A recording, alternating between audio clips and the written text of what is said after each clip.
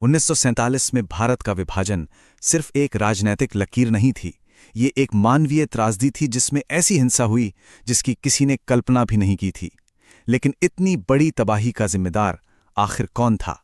चलिए आज इसी सवाल की तह तक जाते हैं, कुछ नए आर्काइवल सबूतों की रोशनी में। तो इस कहानी को समझने के लिए चलिए एक नंबर से शुरू करते हैं। 37 लाख।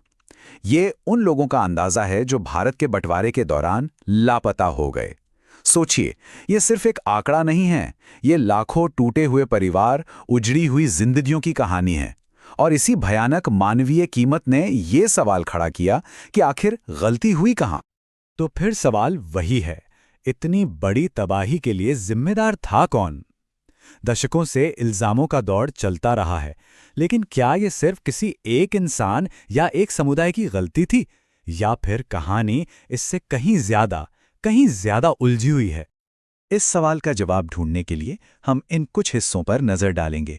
इतिहास की वो आपदा, फिर माउंटबैटन पर लगे संगीन आरोप, इल्जामों का वो उलझा हुआ जाल, एक गहरी पॉलिसी की नाकामी, वो बातें जो कभी कहीं नहीं गईं, और आखिर में जिम्मेदारी का एक नया आकलन करेंगे।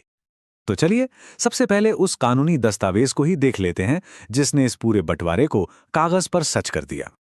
ये था 1947 का इंडियन इंडिपेंडेंस एक्ट, जो असल में माउंटबैटन प्लान पर ही बना था।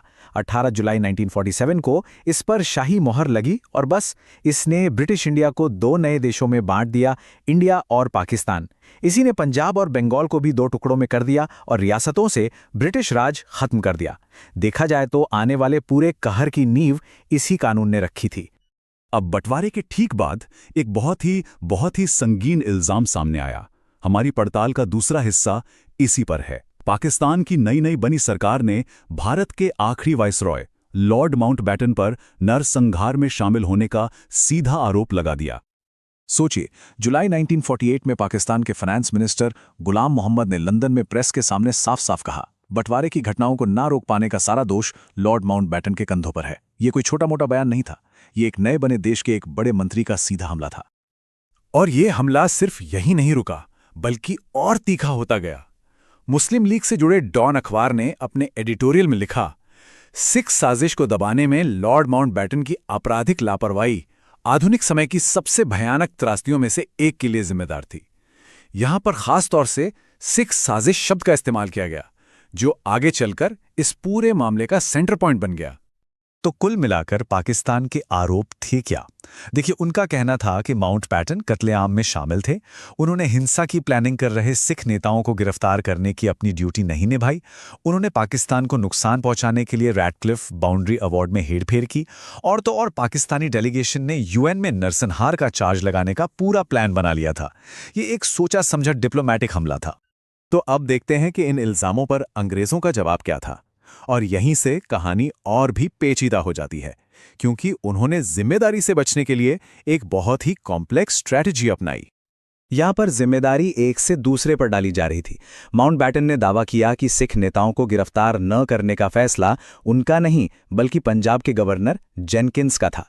लेकिन जेनकिंस ने इस बात को पलट दिया और कहा कि यह तो एक जनरल फेलियर था, क्योंकि हिंसा की तैयारी तो सारे समुदाय कर रहे थे। मतलब ब्लेम गेम जोरों पर था। जेनकिंस ने तो यहां तक कह दिया कि भाई अगर हिंसा रोकनी थी तो तीनों समुदायों को एक साथ दबाना पड़ता और वाइसरॉय की एग्जीक्यूटिव काउंसिल के लगभग सभी मेंबरों को जेल में डालना पड़ता। दूसरे शब्दों में वो कह रहे थे कि हालात इतने खराब थे कि पॉलिटिकल लीडरशिप खुद ही इस हिंसा में शामिल थी और इसे रोकना लगभग नामुमकिन हो चुका था। लेकिन देखिए, ये कहानी सिर्फ चंद लोगों की गलतियों की नहीं है। हमारी पड़ताल का चौथा हिस्सा दिखाता है कि असल में ये एक बहुत गहरी, एक सिस्टेमिक नाकामी थी, जो सालों से चल रही ब्रिटिश पॉलिसीज का नतीजा थी। जरा इस टाइमलाइन को देखिए। ये दिखाती है कि कैसे सालों साल अंग्रेजों ने सिखों की पॉलिटिकल मांगों को अनसुना किया। 1940 में अकाली नेता मास्टर तारा सिंह ने चेतावनी दी कि पाकिस्तान सिखों के खून के समंदर पर बनेगा। 1942 में क्रिप्स मिशन ने कहा कि मुस्लिम बहुल पंजाब में ही एडजस्ट कर लो। 1946 के कैबिनेट मिशन ने तो पूरे पंजाब को ही पाकिस्तान में डाल दिया। और आखिर में 1947 में माउंटबैटन ने उनकी हर मांग को खारिज कर दिया। चेतावनियां सालों से दी जा रही थी, लेकिन उन्हें लगातार नजरअंदाज किया गया। अब हम आते हैं उस सबूत पर जो माउंटबैटन के सारे पब्लिक दावों को पलट कर रख देता है। ये उनके अपने पर्सनल पेपर्स से निकला एक कबूलनामा है जो बताता है कि पर्दे के पीछे असल में सोचा क्या जा रहा था। फरवरी 1948 के एक प्राइवेट मेमो में माउंटबैटन ने ये बात मानी कि ऊंचे पदों पर बैठे कई लोग ये सोचते थे कि सिख एक बड़ी पॉलिटिकल ताकत के तौर पर खत्म हो चुके हैं और उन्हें नजरअंदाज किया जा सकता है। ये बहुत बड़ी बात है। इसका मतलब ये कोई अनजाने में हुई गलती नहीं थी, बल्कि एक कैलकुलेटेड रिस्क था जो उन्होंने जानबूझकर उठाया। और कमाल की बात यह है कि माउंटबैटन को अंदर ही अंदर पता था कि सिखों का रिएक्शन कैसा होगा। उन्होंने खुद एनालाइज किया कि बाउंड्री अवार्ड से पहले ये जिंदा रहने की जंग थी, लेकिन अवार्ड के बाद ये बदले की जंग बन गई। पश्चिमी पंजाब में अपनी जमीनें खोने का बदला। वो पब्लिक में तो सिखों पर इल्जाम लगा रहे थे, लेकिन प्राइवेटली जानते थे कि ये हिंसा बंटवारे का सीधा नतीजा थी। तो इन सारे सबूतों को जब हम एक साथ रखते हैं तो तस्वीर क्या बनती है? ये हमें किसी एक इंसान पर उंगली उठाने से आगे ले जाती है, एक सिस्टमिक फेलियर की तरफ, और जिम्मेदारी को एक नए नजरिए से देखने पर मजबूर करती है।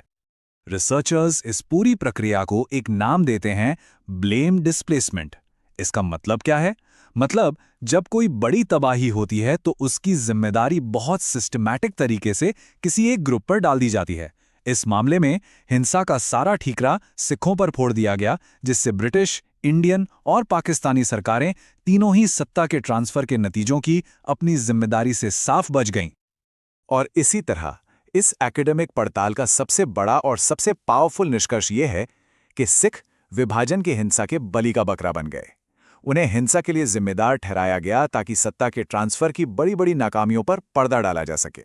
तो ये पूरा विश्लेषण हमें एक बहुत ही मुश्किल सवाल पे लाकर छोड़ देता है। अगर आज के ज़माने के इंटरनेशनल कानूनों से देखें तो क्या उस वक्त के बड़े लीडर्स, चाहे वो माउंटबैटन हो, कांग्रेस, मुस्लिम लीग या सिख लीडरशिप, नरसंहार में मदद करने और उसे उकसाने के इल्ज़ाम से बच पाते? ये एक ऐसा सवाल है जिसका जवाब शायद इतिहास आज तक ढूंढ रहा है।